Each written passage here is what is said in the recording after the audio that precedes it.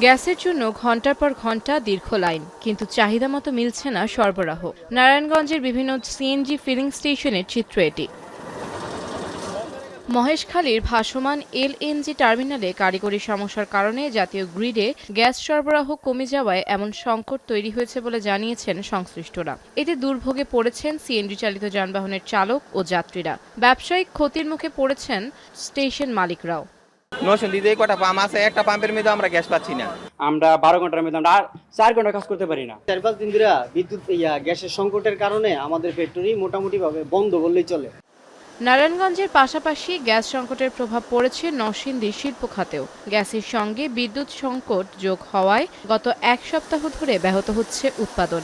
মাধবদী, চৌয়ালা সহ জেলার বিভিন্ন এলাকায় 12,000-এর বেশি ছোট বড় কারখানায় লেনদেন কমেছে প্রায় 40%। এর মধ্যেই কিছু স্টেশনে অবৈধভাবে সিলিন্ডারে গ্যাস দেওয়ার অভিযোগ উঠেছে। তবে অভিযোগ নিয়ে রাজনৈতিক চাপের কথা জানিয়েছেন কয়েকটি স্টেশনের কর্মকর্তারা। বন্ধ থাকার কারণে আমরা ঠিকমতো আমাদের যে প্রোডাকশনের যে আর্থিক অবস্থাটা এটা আমরা পাই না, ঠিকমতো পাচ্ছি না। 8 থেকে 9 পিএসআই প্রোডাকশন দিতে পারলে, প্রেশারটা পিএসআই দিতে পারলে তাহলে আমাদের প্রোডাকশন ফুলফিল দিতে পারবে। যেহেতু দিনের বেলা ছোট গাড়ি চাপ থাকে, ছোট গাড়িতে দেওয়ার অগ্রাধিকার ভিত্তিতে দেওয়া হয়েছিল, তখন দিনের বেলা দেওয়া নিষিদ্ধ করে দেওয়া হয়েছে। কয়েকদিন যখন সমস্যা তৈরি হয়েছে তখন থেকে দেওয়ার সুযোগ নেই, কারণ আমরা ছোট গাড়িতে দেওয়ার পরে না বড় গাড়িতে দেব।